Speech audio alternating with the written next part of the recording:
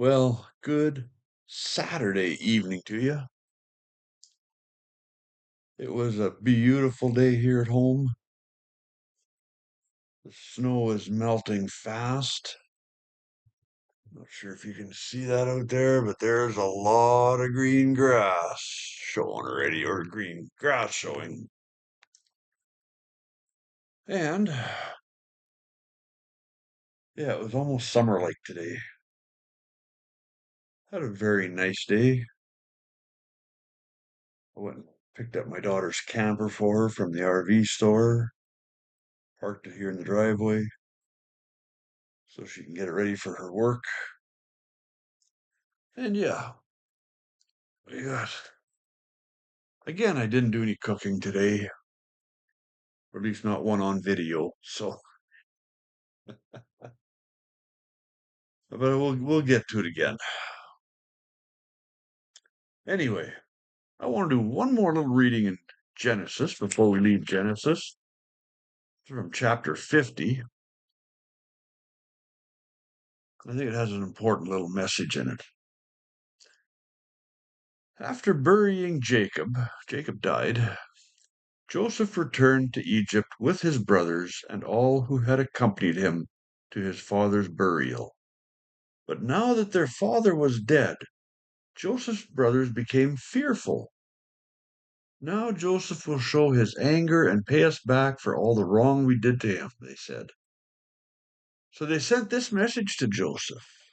Before your father died, he instructed us to say to you, please forgive your brothers for the great wrong they did to you, for their sin in treating you so cruelly.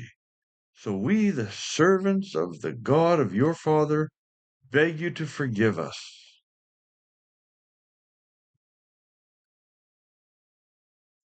Again, they're being deceptive. They're trying not to have to pay for their sins.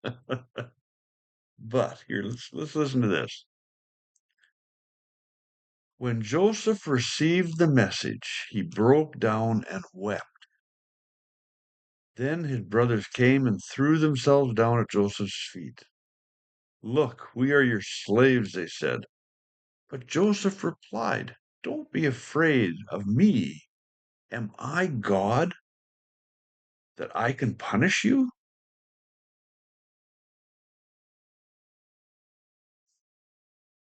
That is something to meditate on. God says in his word that vengeance is mine. So it's not up to us to pay somebody back for the wrong they do to us. Mill that over for a while. Oh, let's go on to Exodus chapter 1.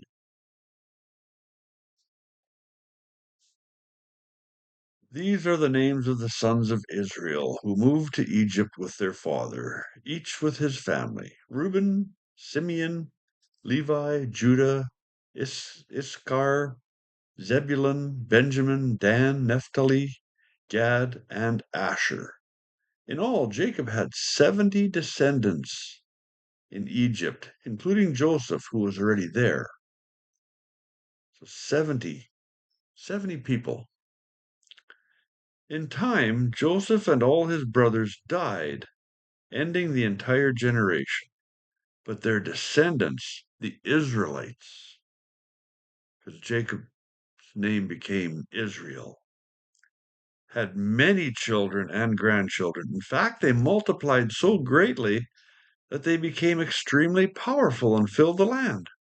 Eventually, a king came to power in Egypt who knew nothing about Joseph or what he had done. He said to his people, look, the people of Israel now outnumber us and are stronger than we are. We must make a plan to keep them from growing even more. If we don't, and if war breaks out, they will join our enemies and fight against us. Then they will escape from the country. In this world we're living in today, we're being told by the powers to be that we need diversity, equity, and inclusion. That's our strength. Well, that's just not true. Diversity is not a strength. Here in Canada and in the States, the Muslims are rapidly outpacing us. You can't hardly go anywhere these days and not see someone wearing a turban, owning a business. They are rapidly taking over. And it's going to be what it's going to be, but diversity is not a strength. Let's just see what happens with what the Pharaoh planned here. So the Egyptians made the Israelites their slaves. They appointed brutal slave drivers over them, hoping to wear them down with crushing labor. They forced them to build the cities of Pithom and Ramses as supply centers for the king. But the more the Egyptians oppressed them, the more the Israelites multiplied and spread, and the more alarmed the Egyptians became. So the Egyptians worked the people of Israel without mercy. They made their lives bitter, forcing them to mix mortar and make bricks and do all the work in the fields.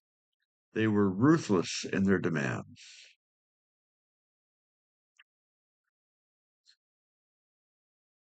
But you can't, no matter what you do, you cannot stop what God is putting together. His plans will not be thwarted by anyone, no matter what they do. So there is the beginning of the book of Exodus. The Israelites are been turned into slaves, and they're being worked like a rented mule. There's something to dwell on in that reading. We'll get into Exodus here now in the next little while. So for the next while, you all have a fabulous Saturday evening. God willing, we'll see you tomorrow. Good night.